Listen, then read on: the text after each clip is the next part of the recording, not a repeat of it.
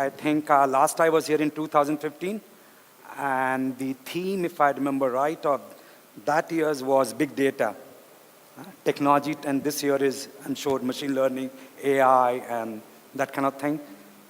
Technology trends change and flies fast, right? And time flies faster.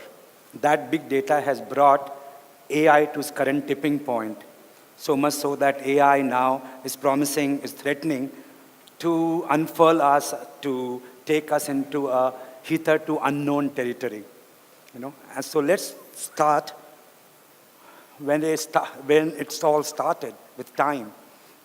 They say 14.5 billion years ago, it's from a point of singularity where everything erupted, and our universe, our multiverse, all got formed, point of Big Bang, right? And they say around 10 billion years it took for things to cool down, for this Earth, as we know, to cool down, for life-forming conditions to take place. And to fast forward this story, just 70,000 years back, we and chimpanzees were pretty much the same. We and chimpanzees, just 70,000 years back, were pretty much the same. Just 1%. First cognitive revolution happened before cognitive computing happened. The first cognitive revolution happened, and our DNA, our genome, which is our DNA sequence, changed from chimpanzees by 1%. And that 1% meant chimpanzees ended in a zoo, and we have gone on to create cities and empires, split atoms and landed on the moon, invented money and imagined gods. Correct? Imagine another 1% change, just another 1% change. The story of the whole thing of human progress, to my mind, has moved on the rails of story and technology. We humans invent both. We invent stories and we invent technologies. In turn, both stories and technologies reinvent us. The hunter becomes the hunted. Whether it is the opposable thumb, no other animal even today can put up button shirts together or tie their shoelaces. Those use case scenarios came much later.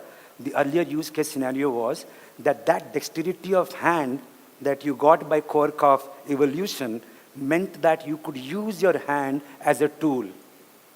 Okay? You could grab things as a tool and as a weapon. You could use this tool to make other tools. And that itself made you, from any other animal on this planet, to hunter-gatherers. Correct? That phase must have gone on for many thousand years. And then other technology inventions came by way of fire and wheel. Right? And we became, from hunter-gatherers, we became farmers.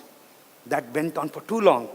Till 300 years back, in wake of Reformation and Renaissance, okay, when steam engine et al., sir, we became manufacturers.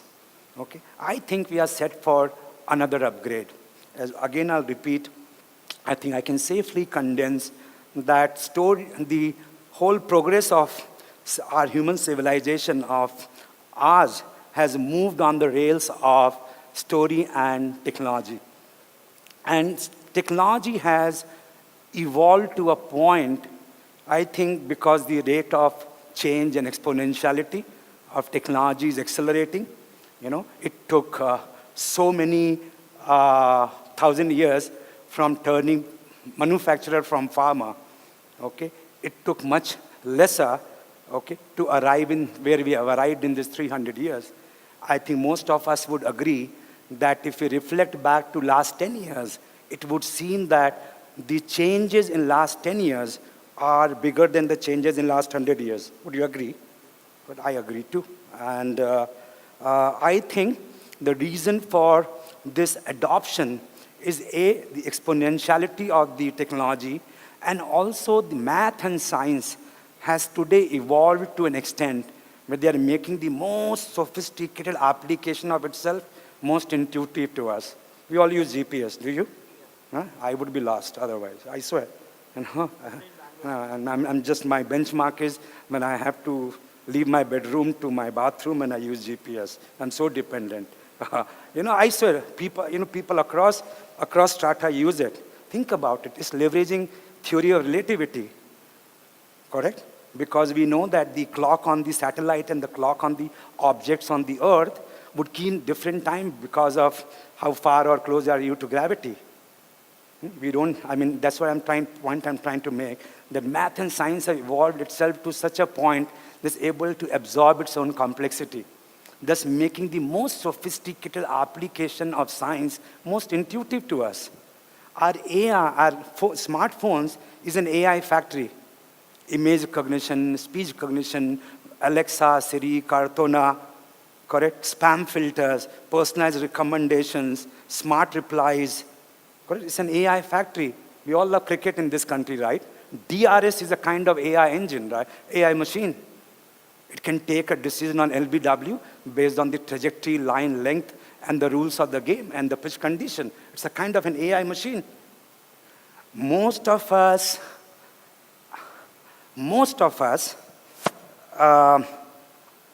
wake up to AI's potential willy-nilly, fortunately, unfortunately, as it were, by the hullabaloo around AI.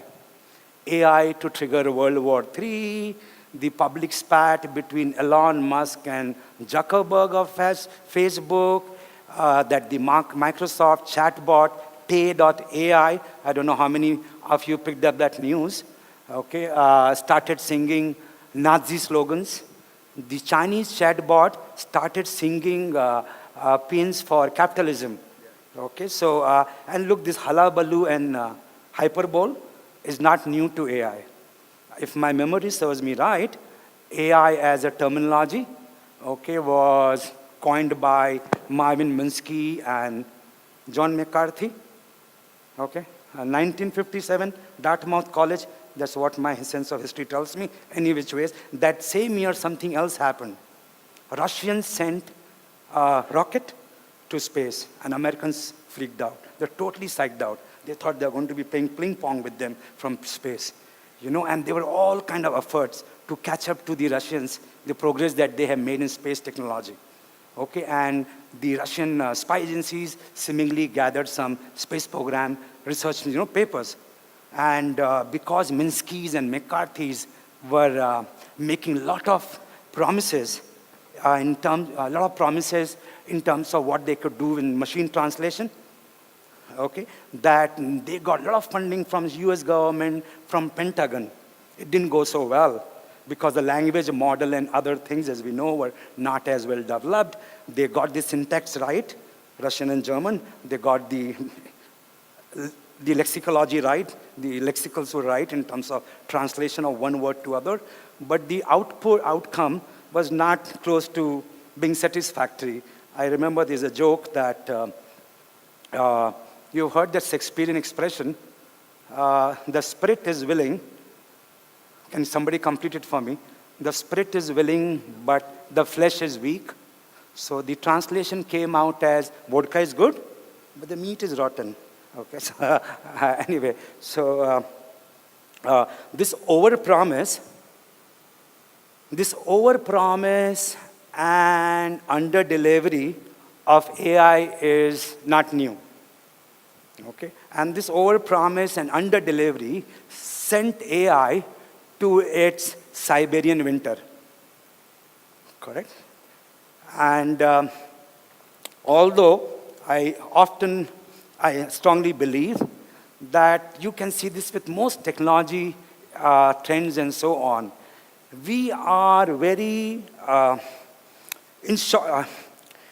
we overestimate the powers of technology in short term.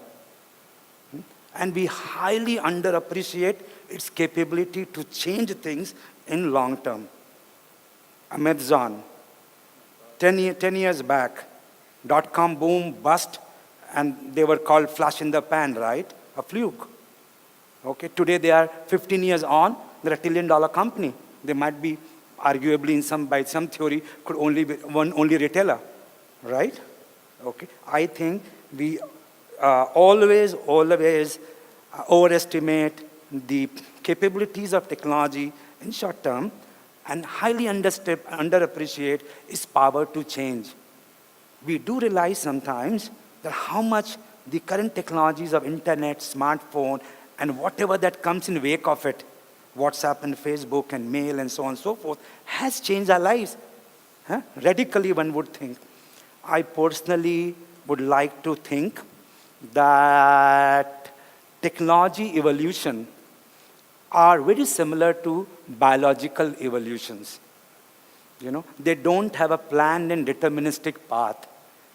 They are based on the environmental factors. Okay, they move forward by way of crossovers and mutations. They move forward by crossovers and mutations. I think willy-nilly, okay, bunch of factors, environmental factors coming today has brought AI to a tipping point. Otherwise, this event won't be there. You won't be here. Huh? Most of us here are, in one way or the other, are practitioners or have vested interest in this whole idea of analytics and AI. So I will not get into all the factors, but some of the factors just would highlight, you already know. One is data. The data that came in wake of internet, digitization of things as it were, or mobility, social media, and because the whole neural nets, machine learning is new, but whether it is genetic algorithms or recursives or neural nets, they were not new, correct? But the availability of data could mean that you could throw data at them and get better results, and that changed a lot. Per second, the whole price-performance ratio of computers. What we carry in our pocket for $500, $200, $300 was supercomputer just 20 years back. And actually less, what you carry is much more in terms of its power. And look at the price. So price performance has the exponentiality of computation power and price is blowing up the charts. Third, I think, as computers started becoming cheaper, we also realized that every information, all information, is actually numbers. Otherwise, computers were used as a glorified calculators. You subtracted, added, divided, multiplied a number to another number and got another number. Suddenly, you started realizing that actually everything is in all information, is number. With IoT of things, you can measure anything, even emotions. Even emotion can be measured, and even emotion is a number. That's how face recognition happens. That's how voice recognition happens. It's a number. And when it's a number, then there is a pattern, and then there's then there's a magic happening, right? Okay, I think that was a driving force. Last but not the least of the willy-nilly factors, they came together to prop up AI to where it is the IoT thing also means that there's a cognification of everything. Entire biology of us is cognified, right? Fitbits and all are very kindergarten applications in the scheme of things today. With the coming technology, our whole biology, our emotions and everything. So I know now that when somebody says, I have a hallelujah moment, what kind of electrochemical dance is going in the head, right? Correct? What kind of what kind of orchestra of neurotransmitter is playing there? Okay. There's so much more one can talk about, what factors had brought and so on. To move forward with the story, of course, there'll be fantastic applications of this new technology. There'll be fantastic applications. There'll be new Uber, new Facebook, new Airbnb, new iPhone, new not imagined yet, not spoken yet, right? Okay, but what I think personally I am most fascinated about, is I think in quest of understanding AI, okay, because there's no general theory of artificial intelligence. You know why? There's no general theory of intelligence itself. We don't know what intelligence, we have not defined intelligence yet. And so far, the quotients of consciousness, questions of self-awareness only were looked through the lenses of religion and philosophy. Is that correct, sir? Would you agree? Huh? So far, the questions of who we are, what makes us human, the questions of consciousness, of self-awareness. We figured out about kidneys and lungs and limbs and whatever, but all the matters that makes us human, we called it dil ki baat, right? So I think where this, what fascinates me with me is that AI, in pursuit of perfecting AI, I am going to learn more about myself. And my submission is, and you will agree, that once you know about yourself, then your probability of optimizing your self-potential moves up, right? Once we know we'll make better spin bowler than fast bowler, or whatever be the better example of it. Once we know ourselves, then our chances, ability to optimize our potential moves up. And to me, that would be the biggest gain. And I keep forgetting this, guys. All right. And I think that would be our finest achievement till date. Okay, to know who we are. Okay, would be our finest achievement till date. And that is going to prop us to our next jump. That is going to prop us to next jump. I think the next jump is an upgrade to God. Not that we know what it is to be like God, or we know what are the responsibilities of a God. At least I don't want to be a God if it comes with some work, and otherwise I'm fine, But I think we would need some God-man-like control of our biology, because we want to weed out disease, pain, old age, death from our lives. Because we want God-man-like qualities, because we want to weed out disease, old age, pain, death from our lives. I would think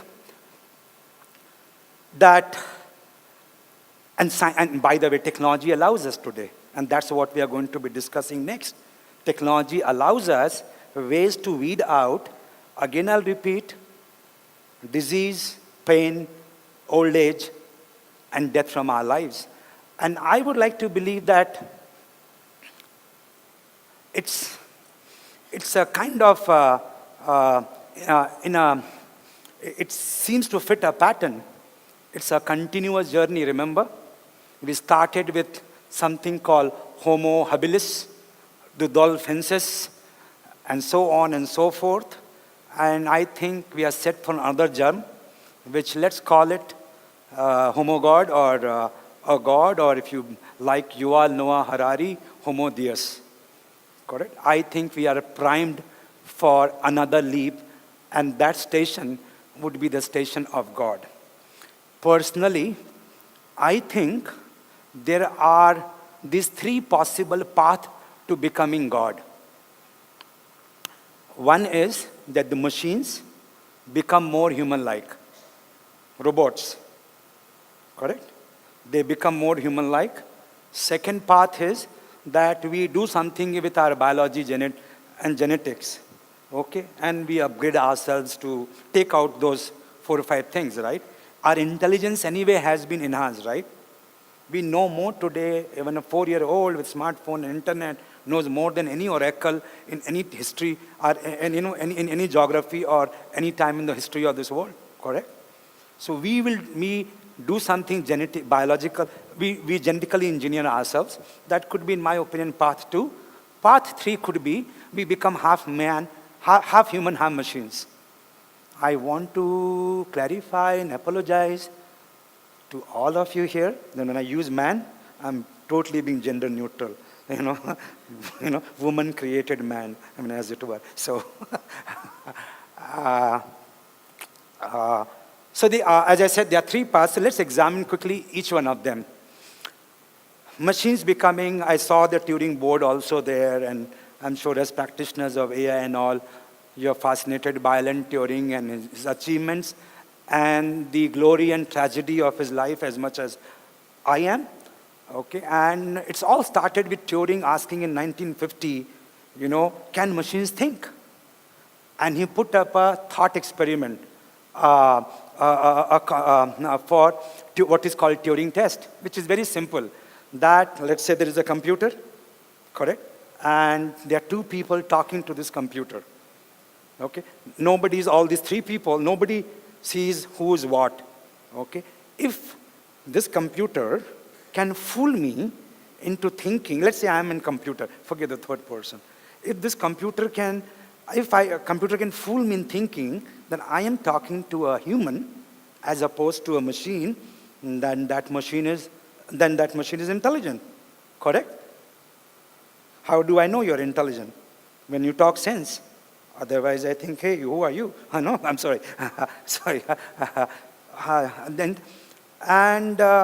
This line of thinking works very well with what is called computational theory of mind, or what I was referring to, that everything is number, no?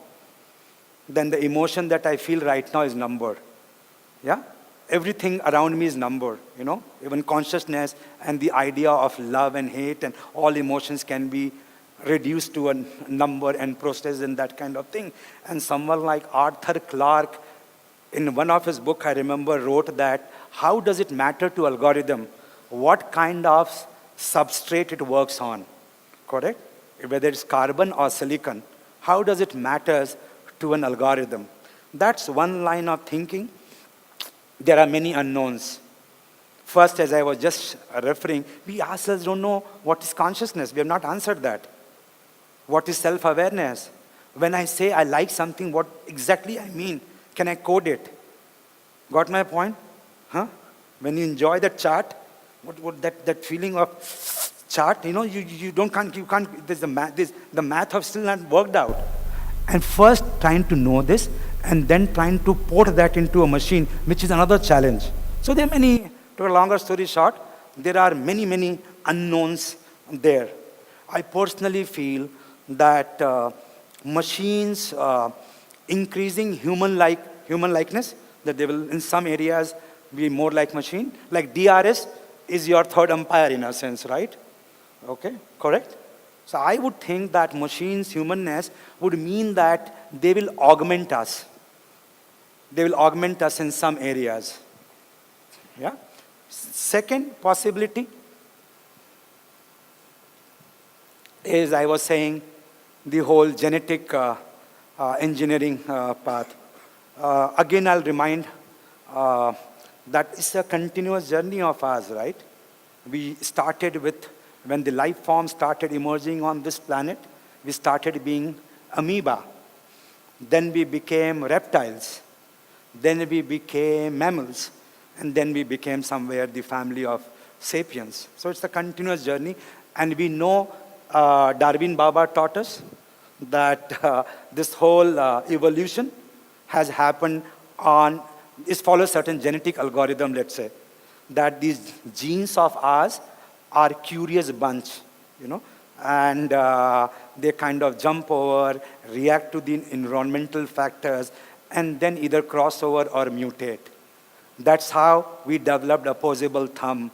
That's how our grandparents somewhere, Neanderthals, chimpanzee kind forehead became a narrower forehead. Correct? That is how evolution has moved on. Okay?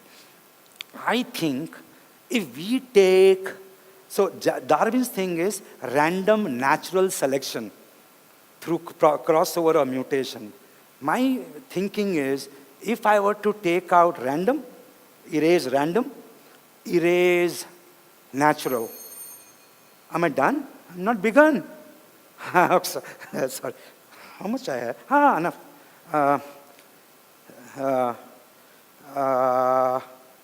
If we erase random and erase natural, what if it was unnatural, synthetic, let's call it, And it was not random but planned. Then life would not be probabilistic but deterministic, if you will. And today's gene editing technology, I won't even talk today, given the time, about stem cell therapies and 3D printed organs and yada, yada, yada. The genetic engineering has reached that point. It's getting consumerized. I don't know if, how many of you are aware of 23andMe and .com. For very little dollars, you can just, you can get your entire 23 set chromosome genome sequence read out. They will tell you the story of yours. And someone like Angelina Jolie, she went through double mastectomy. Okay, it was basically a mathematical forecast of the study of her genes.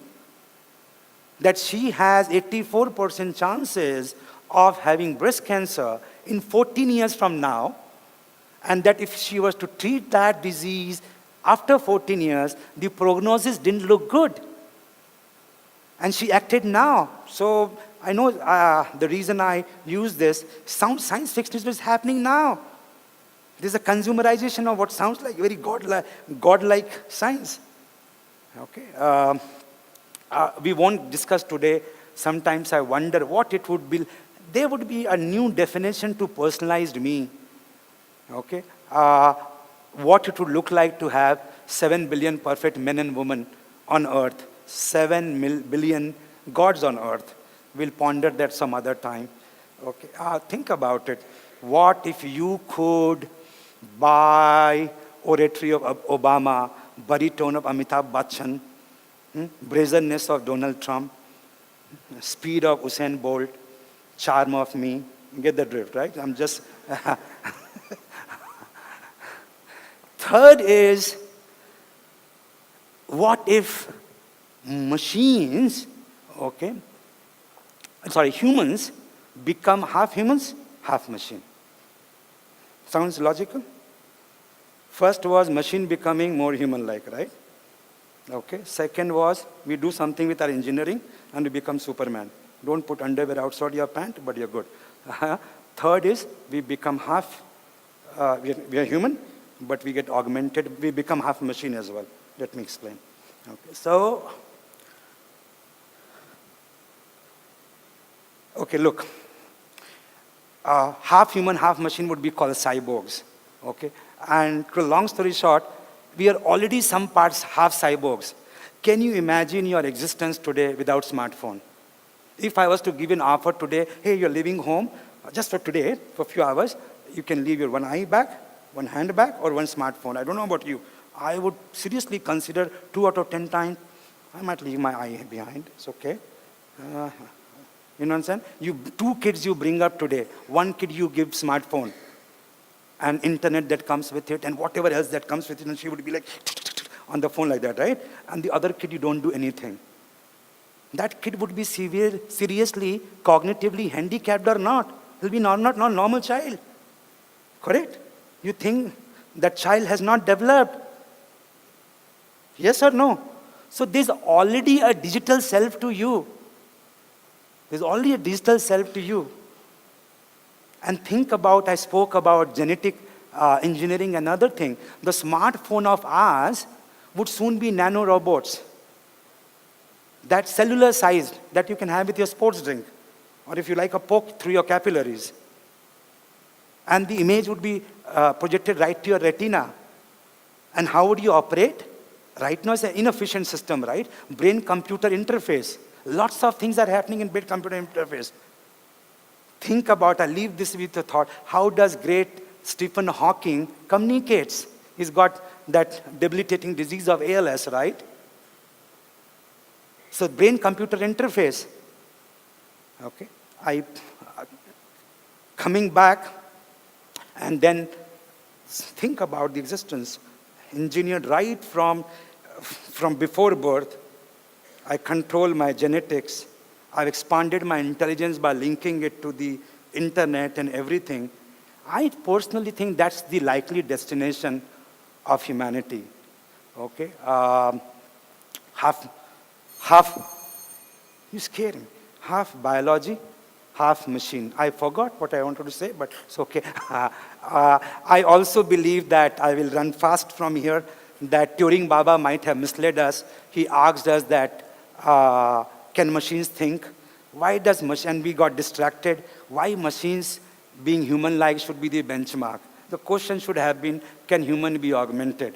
We already have figured out consciousness and all other kind of thing. Can we be augmented, right? I personally think that humanity is what gives meaning to this otherwise meaningless existence. From billions of kilometers from Earth, we have not found a single place yet where even life form can evolve. Forget finding any other life form.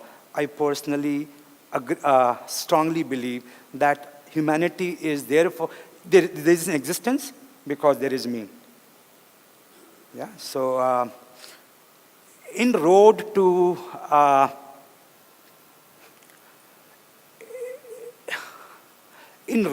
becoming God, there'll be some very, very human issues. Some very, very human issues that we'll deal with. Okay? There's a whole issue of jobs. In the first industrial revolution, horses lost their job, right? Horses were replaced by motorized cars. And those horses never got their jobs back. Correct? In this disruption, the man behind the wheel, his job is at stake. Have you heard of autonomous cars and things like that? So, driverless cars? Huh? Who will lose the job? Drivers, right? So, of course, there's a huge disruption which is looming large. Net, you will argue that there will be more opportunities, greater progress made, and net will move forward as a civilization and so on. But short term, there will be a lot of disparity and discontent and so on. And there are many aspects of it. And I'm looking at time, so I'll fast forward a few points. So, but I think that would be a huge issue of our time. Second is, now these machines, are becoming very human-like. It's like almost bringing a life form into your life. Correct? Our product at Manthan, we call our AI platform and the conversational piece Maya. Anyway, how many have you seen this film, Her? Huh, nice. I loved it too. And Her is, you guys must watch that movie if you like movies and if you like certain kind of science fiction movies. So, Joaquin Phoenix, right? Okay, he falls in love with he installs an AI-enabled operating system. And he calls her Maya. Okay, like Siri, he calls her, not Maya, sorry, Maya is me. No, sorry. He calls her Samantha. He calls Samantha, right? And to cut a longer story short, he falls in love with Samantha. Okay. Can I take 2 more minutes? Huh? Okay. Love story has to be put on a fast forwarded. Okay. So he falls in love with Samantha, and this falling in love with a non-human object is not new to humans. We fall in love with pets also, with our gadgets also. And earlier, when you thought about sex dolls and all, they looked like a sleazy thing. But with the advancement in material science, silicon, and other thing, powered by AI, they're becoming lifelike. So I imagine what that new relationship that would trigger between man and humans. Man and his creation machine. Will this new Samantha, which should not be disembodied, but embodied, as it were, would be your new pastime, new girlfriend, new wife?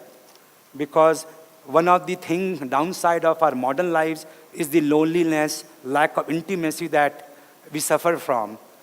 Are these machines going to fill in for that gap?